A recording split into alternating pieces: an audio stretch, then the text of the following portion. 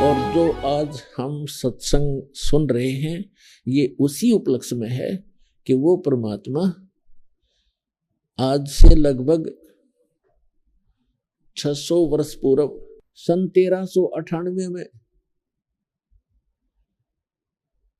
वो परमात्मा सतलोक से अपने निज स्थान से सुखमय स्थान को छोड़कर अपनी आत्माओं के लिए आपके लिए भटक रहे हैं भगवान।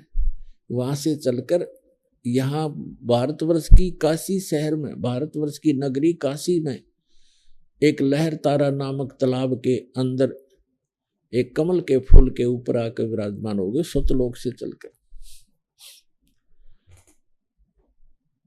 और फिर वहां से एक नीरू नीमा नाम के जो निसंतान थे पति पत्नी वो उठा ले गए। परमात्मा की परवरिश की लीला उन्हीं के माध्यम से हुई और वो जुलाहे थे, कर्म से जुलाहे थे, जिस कारण से परमात्मा भी जुलाहा कहलाए। वो भी वही कर्म करते थे, क्योंकि परमात्मा जैसे बहुत बार दास बताता रहा है कि परमात्मा हमारी 3 स्थिति में हम सबकी केयर टेक करता है, देखभाल करता है। एक स्थिति में तो परमात्मा सतलोक में एक बहुत बड़े गुम्बज के अंदर मंदिर नुमा एक बहुत बड़ा गुम्बज है, उसके मध्य में एक सिंहासन पर विराजमान है, तख्त पर, सिंहासन पर, तख्त पर, और सिर पे मुकुट है मालिक का, ऊपर एक बहुत बड़ा सफेद छत्र है। वहां जैसे राजा विराजमान होते हैं ऐसे बैठे हैं और उनके एक रोमकूप में करोड़ सूर्य करोड़ चंद्रमा मिला दे, इतनी रोशनी उनके एक रोमकूप की समझो, और पूरी बॉडी की कितनी होगी अंडरस्टूड है।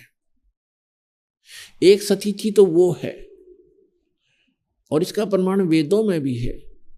ऋग्वेद मंडल नंबर 9 सूक्त 1 मंत्र 8 और 9 में 8 में कहा है कि वो 3 स्थिति के शरीर के माध्यम से परमात्मा आपको संभालता है, धारण पोषण करता है। और दूसरी स्थिति उसकी है कि वहां से चलकर आता है, एक शिशु रूप धारण कर लेता है, अपने रूप को हल्का कर लेता है, शरीर अपने स्वरूप को हल्का करके हल्के तेज पुंज का बना के एक शिशु रूप धारण करके कमल के फूल पर विराजमान होते हैं। प्रत्येक युग में ये लीला करते हैं। वहां से उनको निसंतान दंपति उठा ले जाते हैं। धीरे धीरे उसी व्यवसाय में जिस कर्म को वो करते थे उसी कर्म को करते हुए परमात्मा हमें ये दिखाते हैं कि परमात्मा पाने के लिए, सतलोक जाने के लिए हमने गढ़े धन की आवश्यकता नहीं है। फिर भी आपके संस्कार में ज्यादा भी है तो उसको सदुपयोग करें, दुरुपयोग ना करो, उसमें भूला नहीं। परमात्मा की भूल नहीं गिरनी चाहिए, चाहे कितना धनी हो, चाहे कितनी बड़ी पोस्ट हो। उसको याद रखना चाहिए कि मृत्यु भी होती है, यहाँ से जाना भी होता है, तो तब फिर वो व्यक्ति गलती नहीं करता। तो दूसरी स्थिति ये परमात्मा के वो चारों युगों में आते हैं और ऐसी लीला करते हैं। और तीसरी स्थिति ये है कि वो जब चाहे कभी भी एक साधु महात्मा का रूप बना करके या कोई भी रूप बना करके अच्छी आत्माओं को मिलते हैं, उनको सत उपदेश देते हैं, सतलोक ले जाते हैं, वापस छोड़ते हैं, उनको अपने से परिचित कराते हैं। फिर वो महापुरुष परमात्मा को साक्षात देखकर वहां जहां वो रहता है उस सारी व्यवस्था को देख करके और जो विधि वो बताता है उनको भक्ति करने की, क्योंकि वो जगत गुरु भी है, तो वो संत उसी साधना को करते हैं जो भगवान बताते हैं।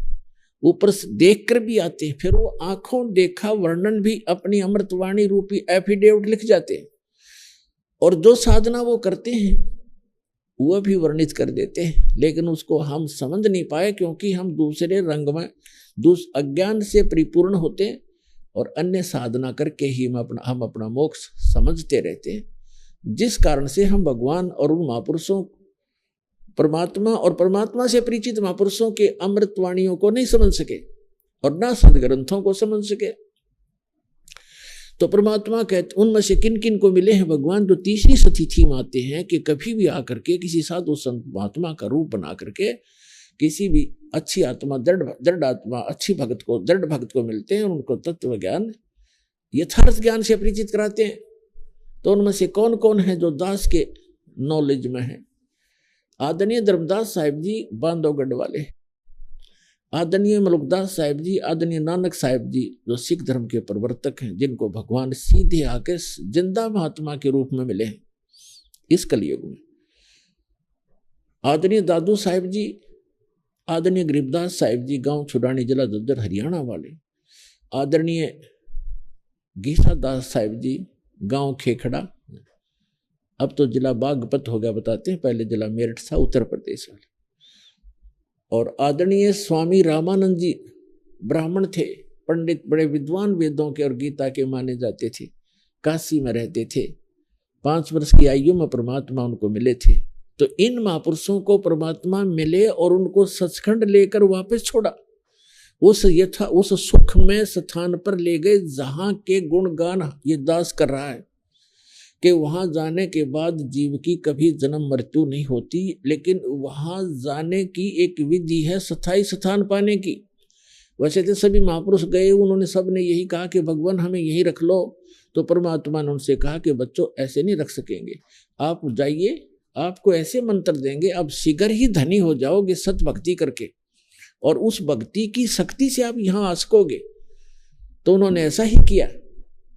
भक्ति की जो यथार्थ भगवान ने बताई थी और सतलोक चले गए, अपना आंखों देखा, जो भी विवरण था, जो साधना उन्होंने की, जो सतखंड जैसा है वहां ऐसी स्थिति है, वो अपनी अमृत वाणी में उन्होंने बोल बोल के लिखवा दी। तो उनमें से कौन कौन से हैं वो महापुरुष आपको बता दी। ये महापुरुष हैं जिनको परमात्मा मिले और उस सतलोक में लेकर गए, फिर वापस छोड़ा।